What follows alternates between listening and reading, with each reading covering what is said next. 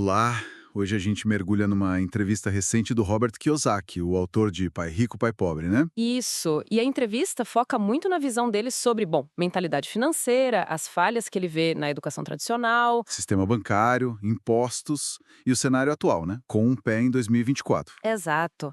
A nossa ideia aqui é pegar os insights principais, as ideias centrais dele, mesmo as mais polêmicas, sabe? Legal. Por onde a gente começa? A questão da mentalidade. Pode ser. Ele começa forte falando de pobreza. Ele visitou favelas, tipo em Mumbai e Phoenix. Lugares bem diferentes. Pois é, e a conclusão dele é que a pobreza é, antes de tudo, um estado mental. A favela tá na cabeça, ele diz. Para sair dela, a mudança tem que ser interna, sabe? E como isso conecta com a crítica dele à educação? Totalmente conectado. Ele bate muito na tecla que a escola falha e feio em ensinar sobre dinheiro. Tipo, o foco é só no boletim, Exato. Foca no boletim, mas na vida real, o que o banco pede é o demonstrativo financeiro, né? Ativo, passivo, receita, despesa. que a escola não ensina a fazer ou a entender. Nada. Aí ele até promove o jogo dele, o cash flow, como uma alternativa para aprender isso. Mas ele acha que essa falha da escola é, tipo, sem querer ou é de propósito? Olha, na visão dele, é bem sistêmico. Ele argumenta que essa falta de educação financeira não é um acidente. Ele usa uns termos fortes, né? Li algo sobre marxistas. Usa sim. Ele diz que escolas e professores que ele rotula assim são meio que cúmplices de um sistema bancário que rouba a riqueza das pessoas. Como? Via inflação, juros, impostos. E, nesse ponto, ele até elogia a entrada da Prager University no Arizona, que é uma organização mais conservadora, como algo positivo para a educação financeira. Entendi. Para ele, o demonstrativo financeiro é o boletim da vida adulta, então. É isso. O verdadeiro boletim. Essa linha crítica continua quando ele fala de imposto e banco, imagino. Continua assim. Sobre imposto, ele lembra que os Estados Unidos começaram sem imposto de renda, né? Verdade. E ele argumenta que a lei tributária hoje, ela dá incentivos para gerar riqueza. Doação, construir imóvel, explorar petróleo. Coisas que os mais ricos fazem mais, né? Exato. Aí ele diz que isso permite que gente como ele e o Trump, que ele chama de amigo, paguem pouco ou zero imposto. Tudo legal. Elisão fiscal. E ele contrapõe isso com o quê? Com o que ele chama de visão marxista do imposto progressivo, que para ele só serve para empobrecer as pessoas e fazer elas odiarem os ricos.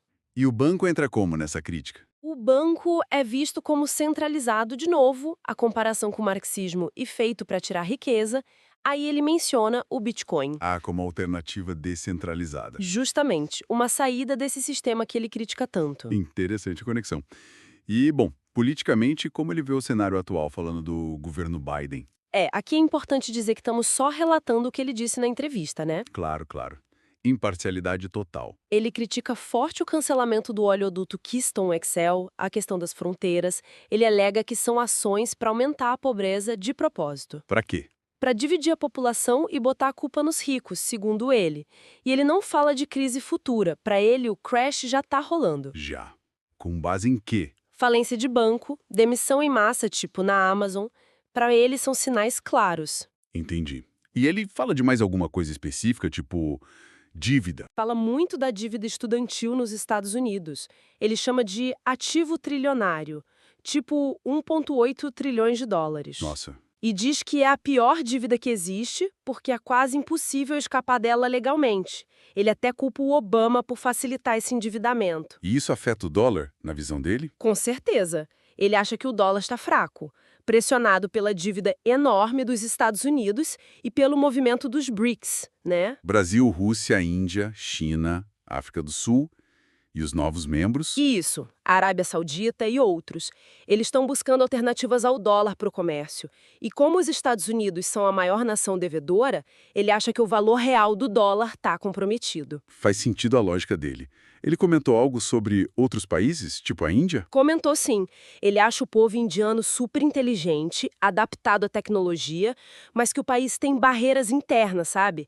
Que impedem um progresso maior para todo mundo, mantendo a desigualdade alta. Reflete a visão dele de potencial versus sistema, né? Exatamente.